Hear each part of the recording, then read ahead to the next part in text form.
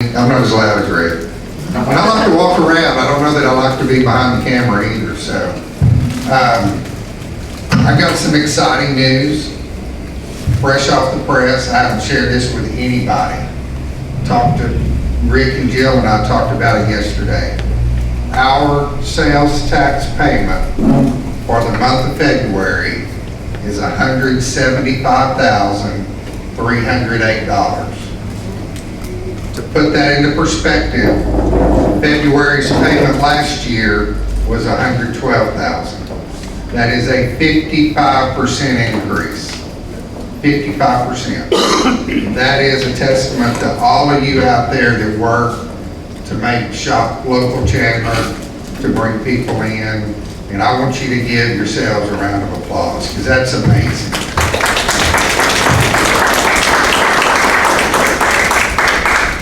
That is by far the largest payment Chandler's ever received. Now, I just hope it's not an error.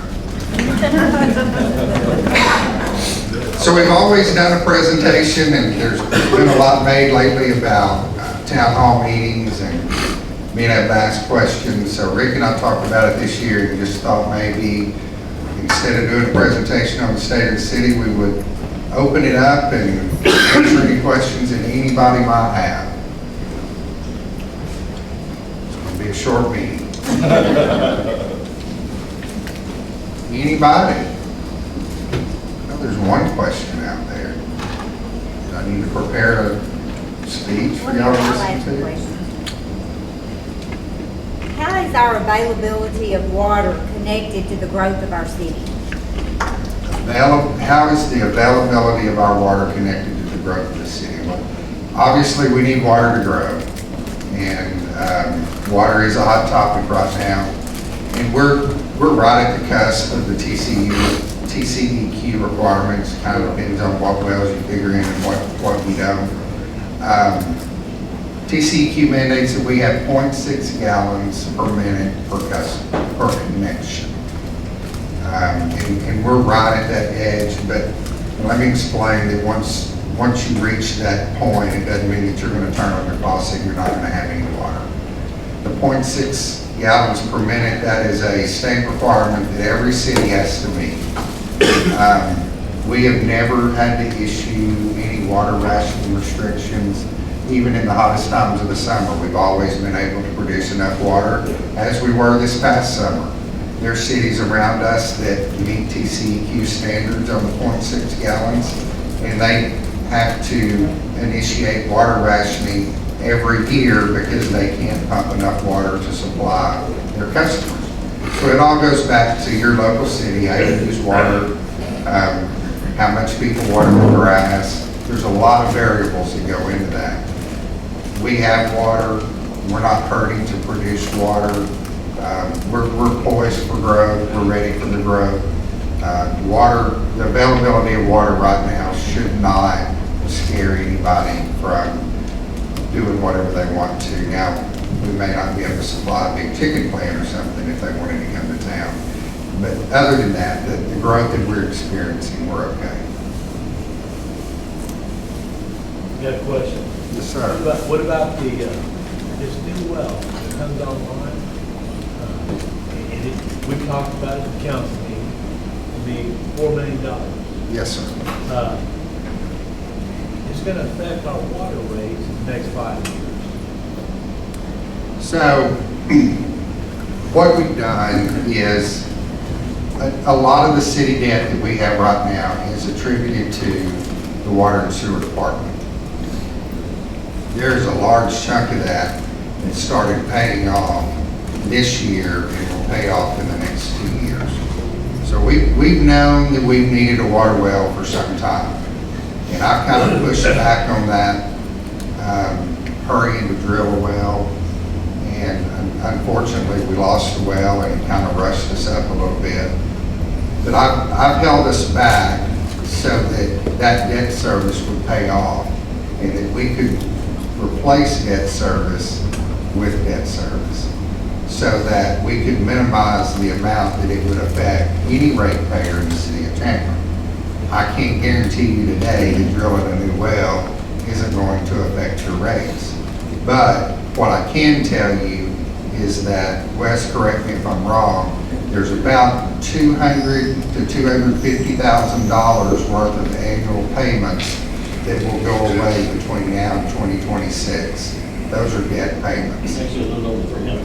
It's a little over 300,000. So we can replace that 300,000 that we're paying on current debt and pay it on new debt. So that's kind of where we are in the state of the water payments.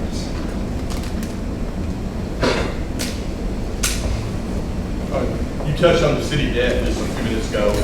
Do you have any idea how we are compared to other cities our size as far as debt?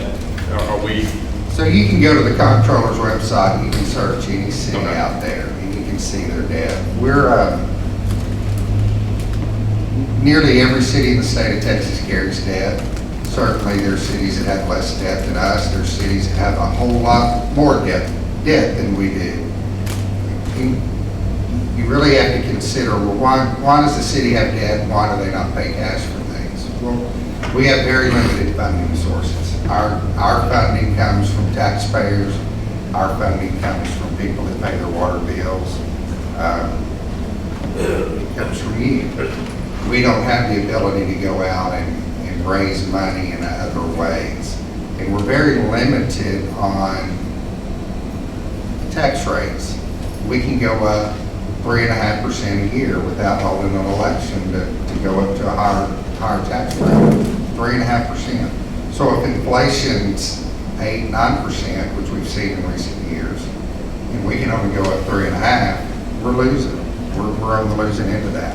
When the market changes and we need to increase police officer pay by 20%, just to be able to attract police officers to provide us protection, the 3.5% that we can go up on a tax rate doesn't really equate to the increases that we see in the market, that you see in the market.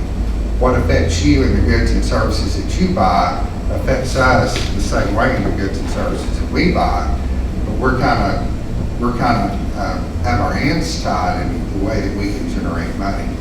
So the only way that we would not have debt is if we have a savings account that allows us to pay cash for things.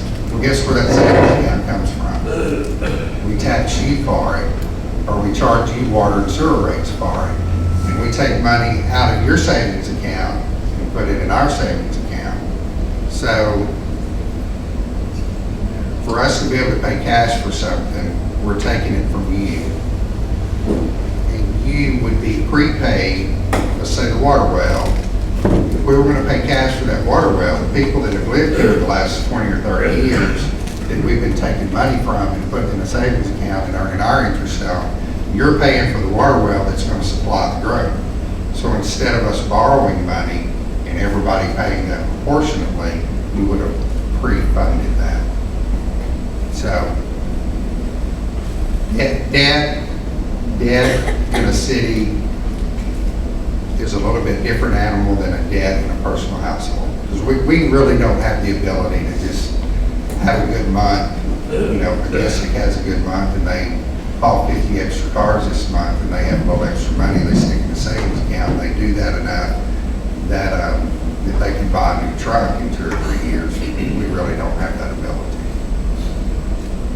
Yes, sir. So, as part of the growth plan, if tax revenue is basically our only source for these things, what are we doing infrastructure-wise, but business-wise, to add to that program?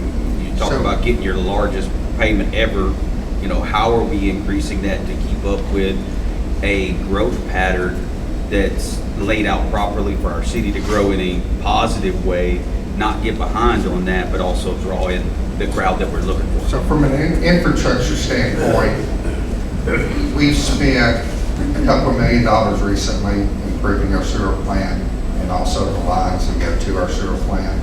Those lines were 8-inch lines, I believe, and they were the original size lines to the sewer that fed the plant from the original sewer system in the city of Chandler. So all the growth that we've seen, we still have the same size lines. So we improved that. We've added some bar screens. We've done some things at the sewer plant to make it more efficient. And we have a lot of growth that we can handle from a sewer standpoint.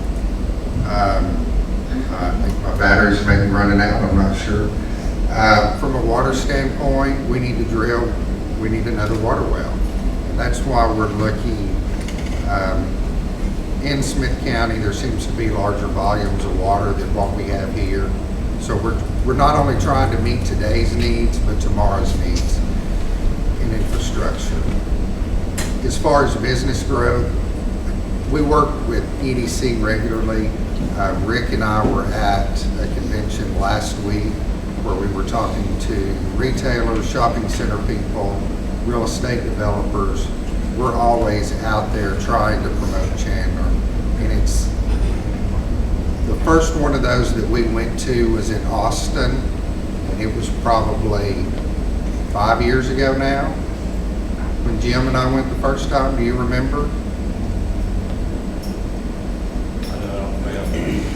4 or 5 years ago. Something like that. And it's called Retail Live, and it's speed Oh, yeah, dating. yeah, about 4 years ago. It's a room probably this big or bigger, set up with small tables, where retailers of all kinds are set up. And you just go from one to the next, and you're promoting your city and we're targeting the people that we think we meet the demographics that would be interested in coming to Chandler. That first year we went, nobody really knew who Chandler was. The second year we went, they did. I remember you. I've been looking at Chandler, and it's progressed over the last 5 years. We're continually on that forefront. We're out there promoting Chandler to as many and as everybody that we can. So when we talk about those businesses, what is your idea of what we need in this town? Where is that coming up from? Is kind of my question that I'm really looking for.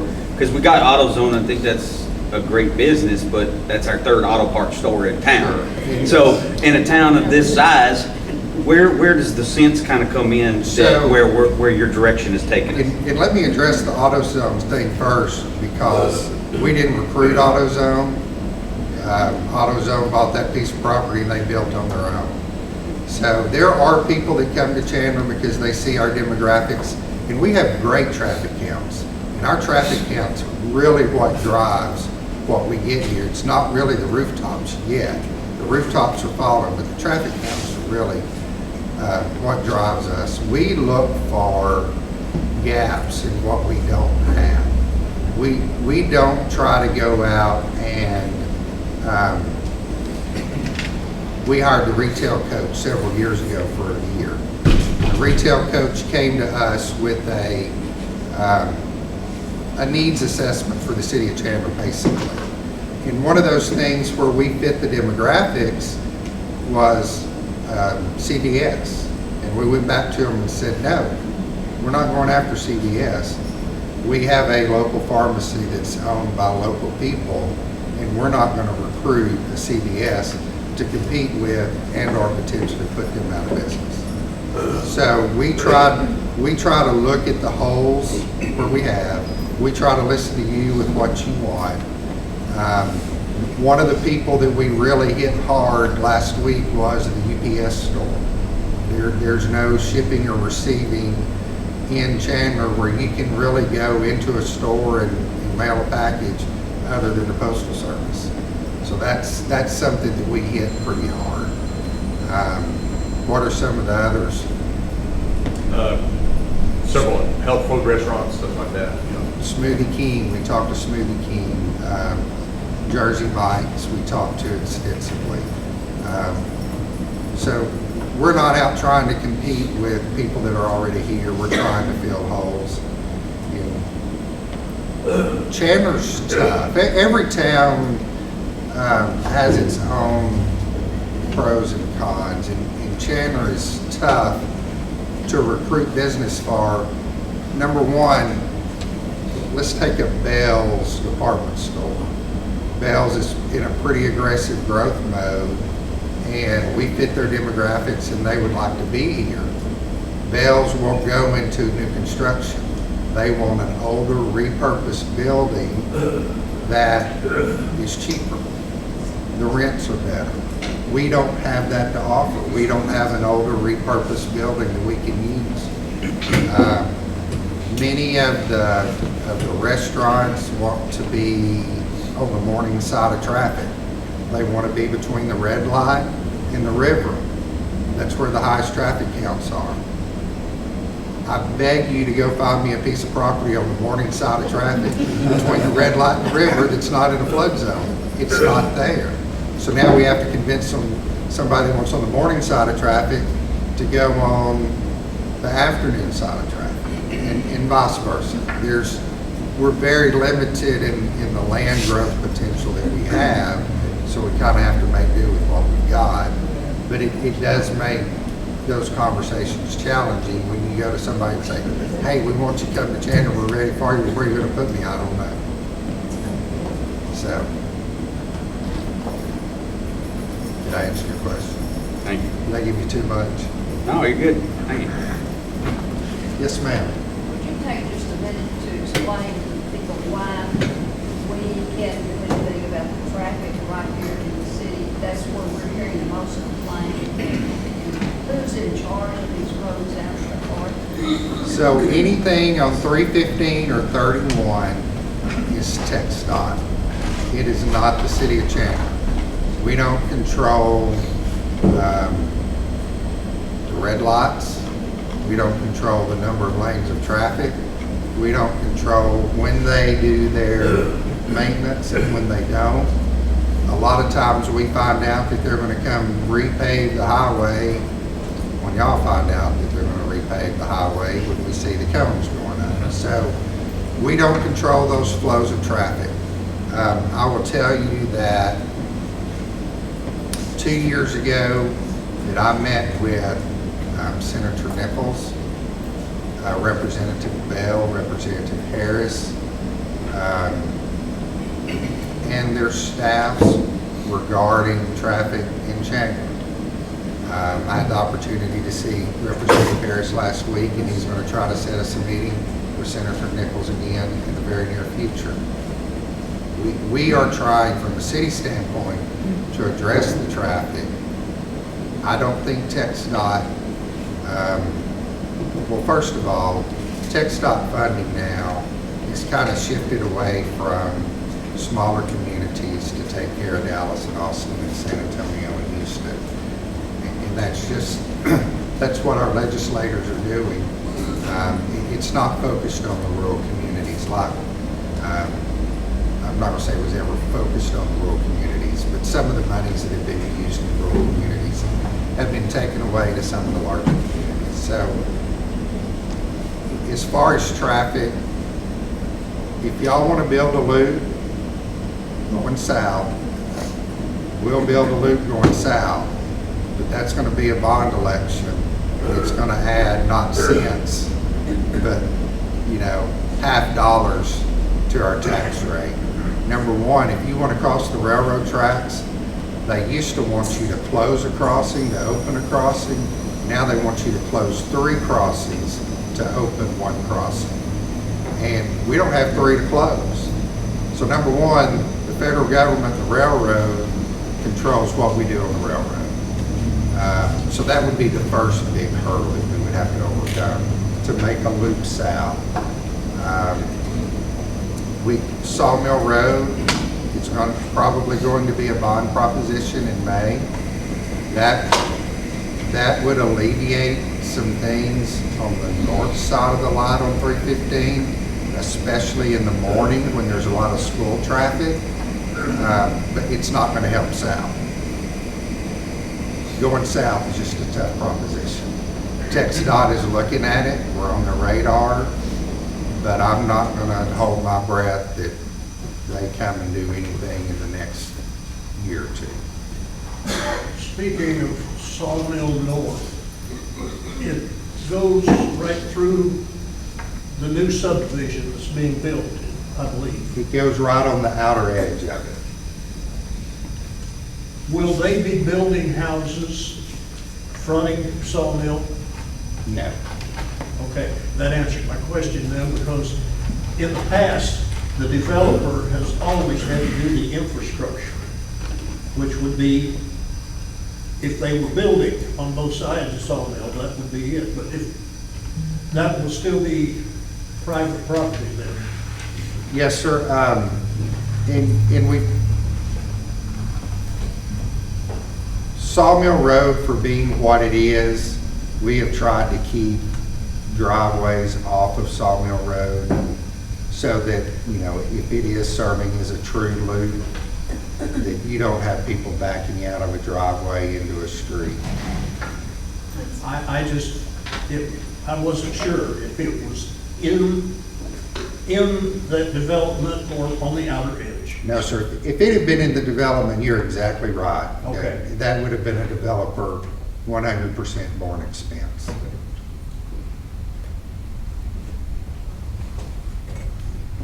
And we tried to get many developers to develop Sawmill Forest, and it was a non-starter with every one of them.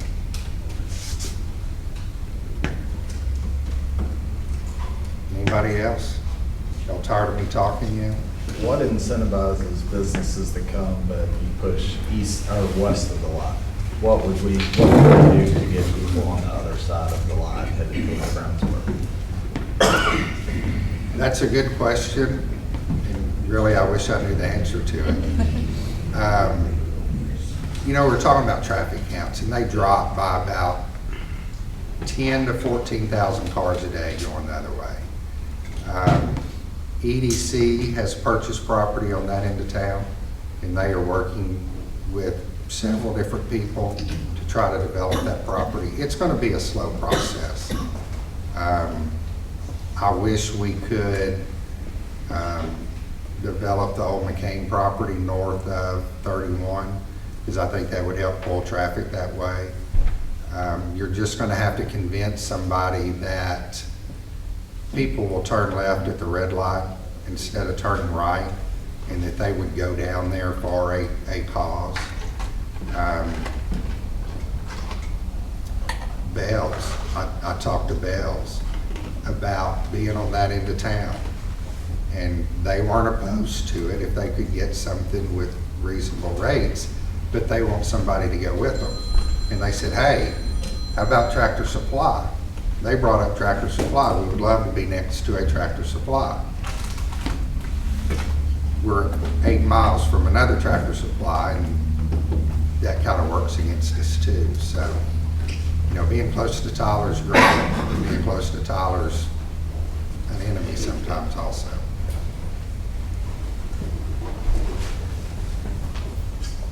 You know, we thought we were very, very close on that McCain property in an industrial development.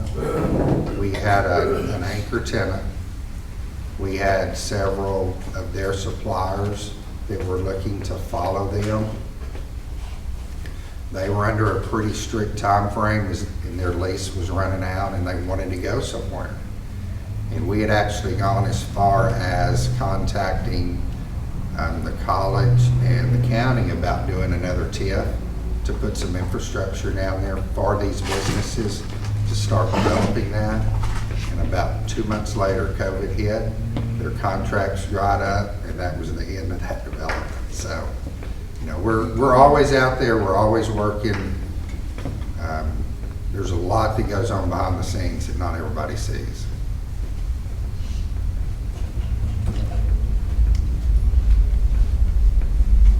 I know I'm boring. I'm sorry. Anybody else? Rick? White roof. It's not even 1 o'clock yet. All right, well, thank y'all for listening to me, and we'll do it again next